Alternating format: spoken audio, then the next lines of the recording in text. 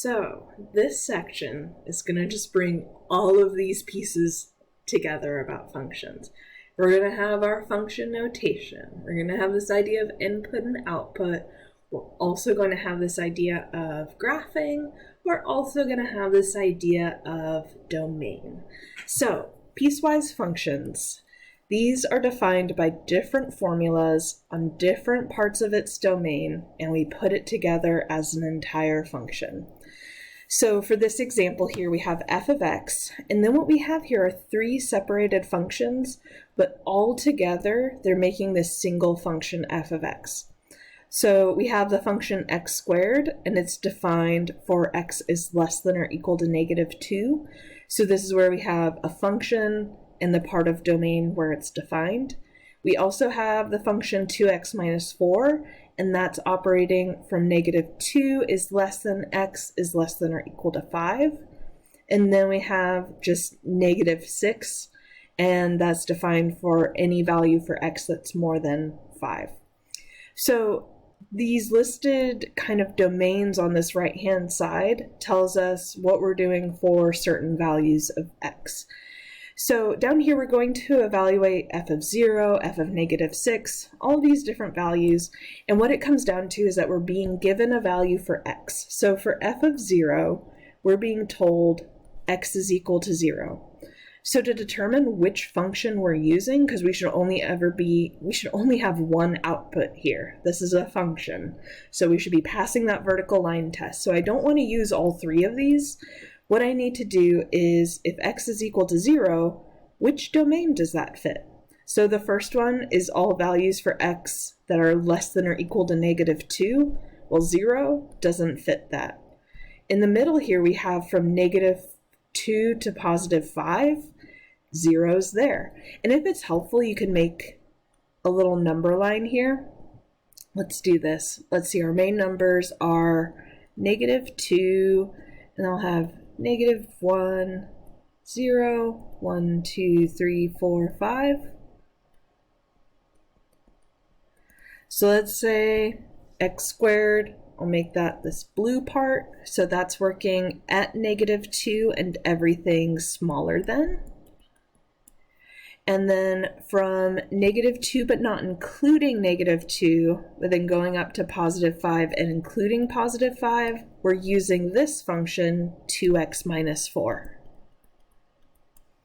And then this last function of just an output of -6, we're doing that for any value more than 5. So not including 5, but any value larger, we just have an output of -6. So if we're looking for x equals 0, that's happening in this domain for that function 2x minus 4. So if I want f of 0, I'm doing 2 times x minus 4, but instead of writing an x, we're going to plug in our x equals 0. So this is a 0 minus 4, so -4. And we're done. Single input, single output, our function's working. So we don't use x squared, we don't use -6 here, because x equals 0 is only working with that 2x minus 4. f of -6, so if we want to see where is -6 landing on our number line, well, it is way out here to the left-hand side, so it's smaller than -2, which when we have x less than or equal to -2, we're using our x squared function. So I'm going to take f of -6 is equal to x squared, but what I'm going to have is my parentheses squared where the input is a -6. So quantity -6 squared is a positive 36. So again, single output, and we're done. All right, f of -2. So when we're at -2, you can see this is where our functions start to overlap with each other, but notice that x squared is working for x less than or equal to -2. So this is where -2 is coming in. When we go to the next function, it's -2 is strictly less than x. So because we don't have equality there, we don't want to use that 2x minus 4. Again, it should only be happening in one spot. You should only ever be using one of these functions. So because we have x equals -2, we're going to be using x squared. So parentheses squared, where our input is -2, so -2 quantity squared is a +4. Sorry, just a quick review of negatives and exponents, because I kind of mentioned this before, but I just want to be very explicit with it. So I have parentheses -2 squared, and those parentheses are incredibly important, because what we'll do is compare this to -2 squared without the parentheses. So with the parentheses, that means what's being squared is this entire expression inside the parentheses, that -2. And squared just means how many times we're multiplying with itself. So this is a case of -2 times -2, so there's our +4. If we don't have the parentheses, then the only thing that's being squared is the 2. The negative is not contained in it. So what this would do is we'd still have our negative hanging out front, but 2 squared would just be 2 times 2, and that would be a -4. And in terms of what we're trying to do here, that -4 would be incorrect. So this is the value of parentheses with our exponents.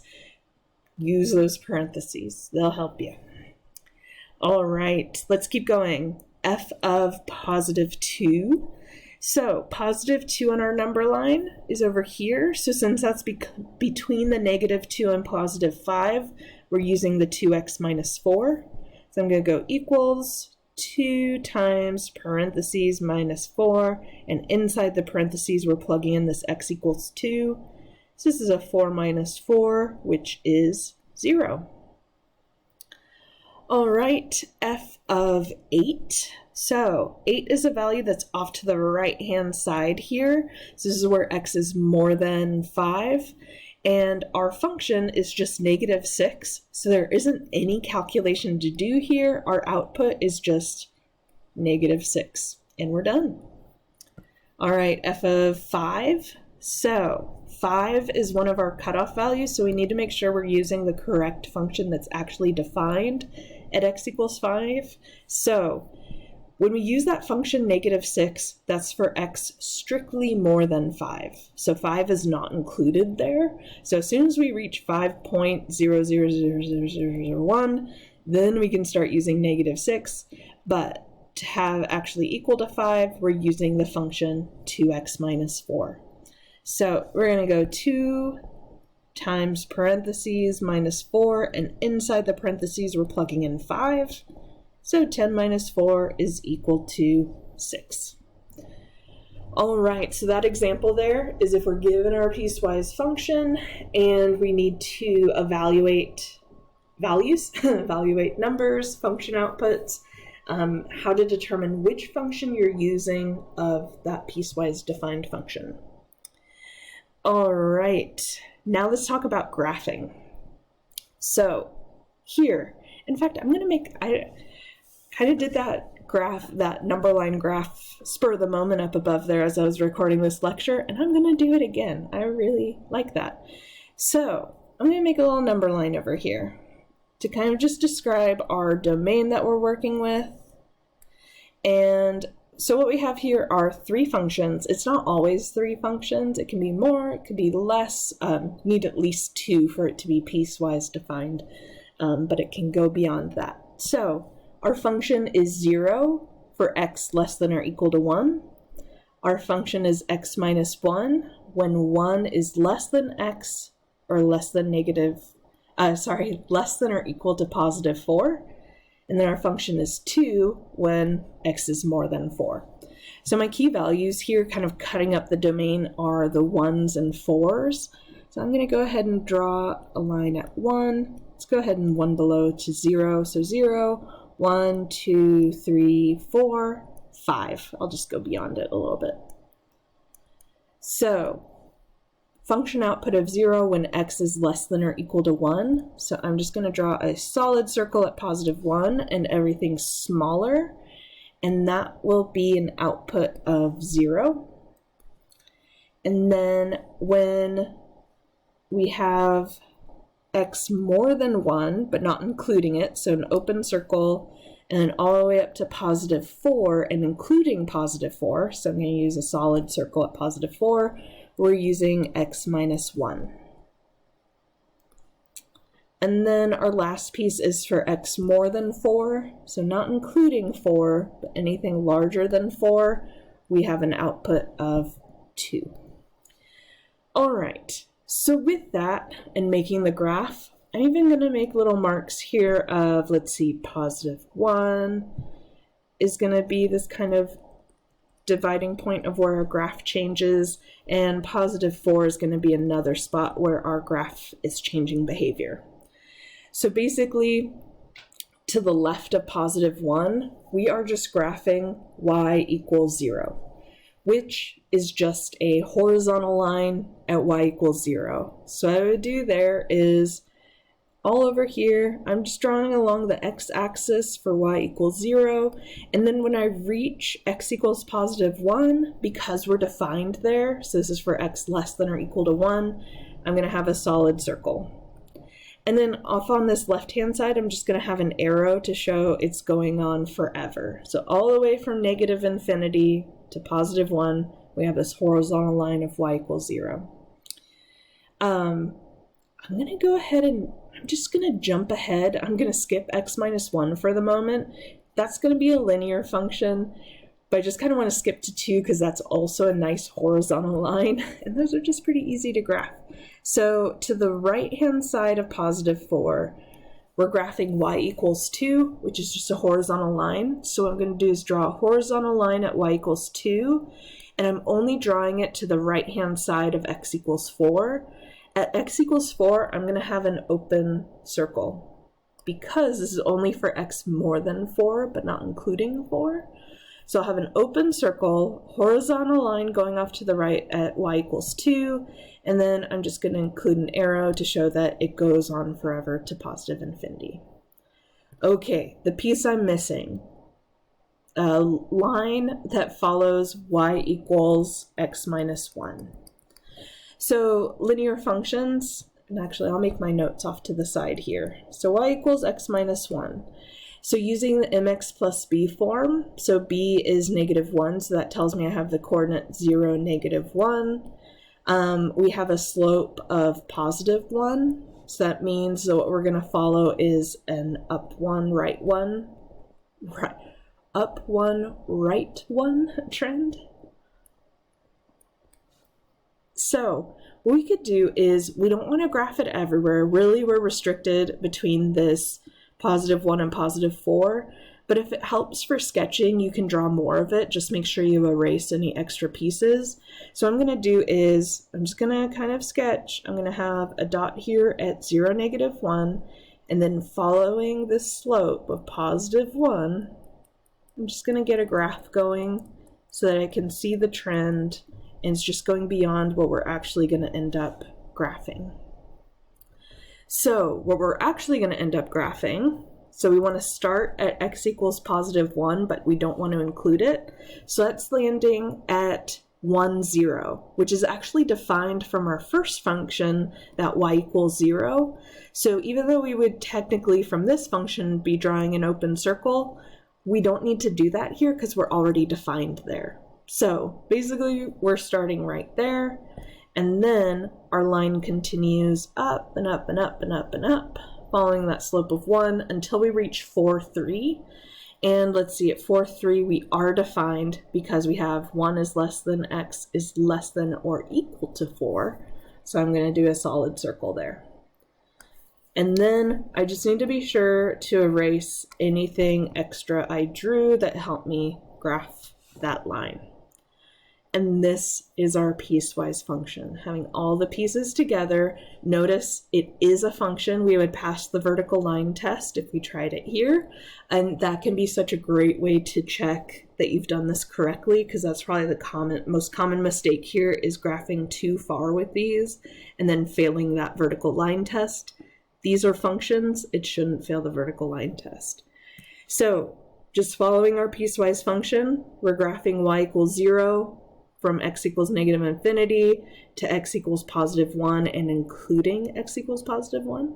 Then we're graphing the line x minus 1 all the way up until we reach x equals positive 4, and then we're including positive 4 as part of that, so we have a solid circle at 4, 3. And then we're graphing y equals 2, starting at x equals 4, but since we're not including it, we use an open circle, and it's just a horizontal line of y equals 2 as we go off to positive infinity. Take your time with these. Just think of these as piecewise. There's lots of pieces to it. Just kind of organize your work and make sure it's all working together. All right, our last piece is a quick little word problem here. So with this one, we have a museum charges $5 per person for a guided tour with a group of 1 to 9 people, or a $50 fixed fee. So a fixed $50 fee for 10 or more people in the group. Set up a function relating the number of people n to the cost c. So input and output here, we want to be able to input the number of people to calculate the output of cost. So for variables, we're using n and c. So we want to calculate c of n as a function. Input number of people, and the output should be the cost.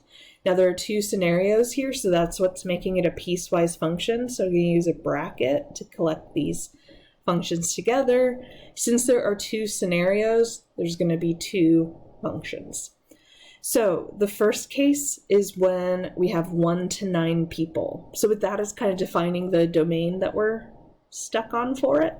And it's $5 per person. So this first scenario, we're taking $5 per person, which typically per is going to come through as multiplication. So 5 times the number of people in the group, so 5 times n. And that's going to be true if n is between 1 and 9, and we're going to include the endpoint. So 1 is less than or equal to n, is less than or equal to 9. Then our next scenario is that it's just $50.